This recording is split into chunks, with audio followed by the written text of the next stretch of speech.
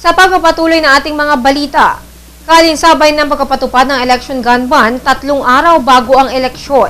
Patuloy ang mahigpit na pagpapatupad nito kung saan 2 lalaki ang nahuli ng mga kapulisan matapos na umano'y mahulihan ng mga ito ng mataas na kalibre ng mga armas. Sa report ng Puerto Galera Municipal Police Station sa pangunguna ni Chief of Police, Police Chief Inspector D. Artinian Catalbas Jr., isang impormasyon umano ang kanilang natanggap hinggil sa pagtatago di umano ng mga matataas na kalibre ng baril ng ilang mga mamamayan sa bayan ng Puerto Galera, kung saan 21 ng Oktubre bandang alas 6:22 ng hapon ng isang nagangalang Jolly Ramilla, 45 years old at residente ng barangay Dulangan ng nasabing bayan, ang inireport sa paghihinalang ito ay may tinatagong baril sa kanyang tahanan na nasa pareho ring lugar.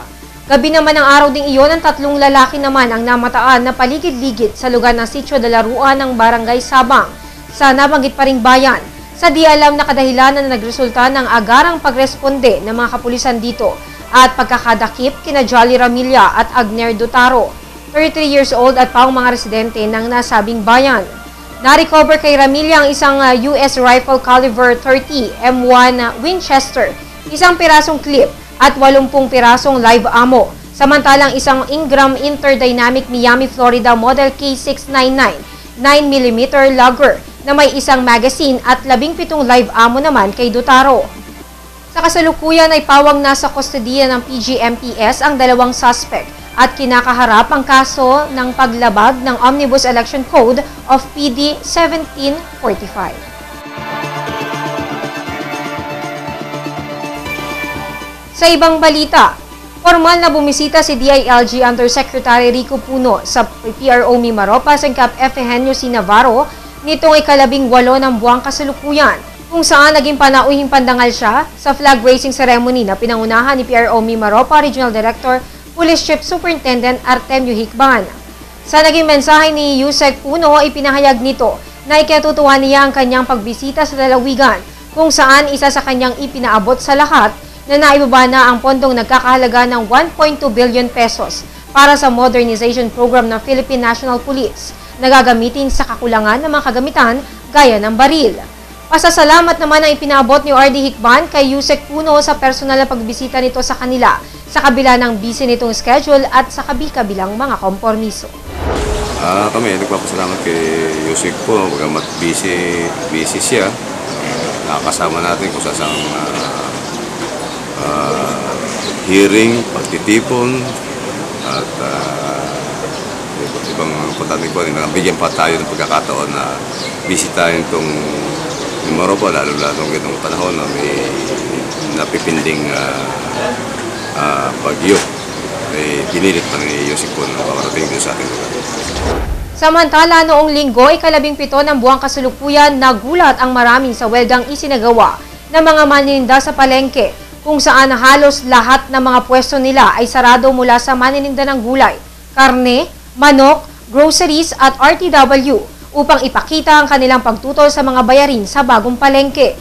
Ang nasabing aktibidad ay sinagot ng punong lungsod sa pamamagitan ng isang press release na nagbunsod naman sa mga market vendors upang sa ika-2 araw ng kanilang welga ay isang press conference ang kanilang isinagawa sa mismong pamilihang lungsod. Muling inilatag ng mga manininda ang kanilang mga kahilingan tulad ng 50% bawas sa goodwill fee, paglipat na hinihiling nilang gawin na lamang sa Enero, pagbaba ng singil sa tubig, reklamo hinggil sa pagbili ng fire extinguisher at ang labi sa pagtaas ng registration fee ng kanilang mga timbangan. Bilang sagot naman dito, inilahad ni Mayor Doy Leachon ang kanyang saloobin, kung saan sa pamagitan ng TVNet Newsline, ilang pahayag ang kanyang binitawan kung saan mababakas ang paninindigan nito sa kanyang desisyon.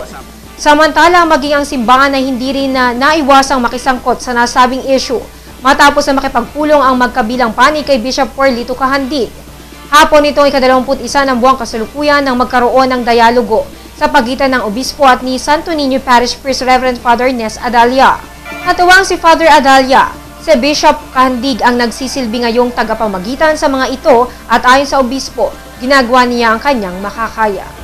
Yun ang para sa akin, pero hindi ko sigurado kung ano ang mangyayari. Pero sa ngayon, that's the best na naiisip ko.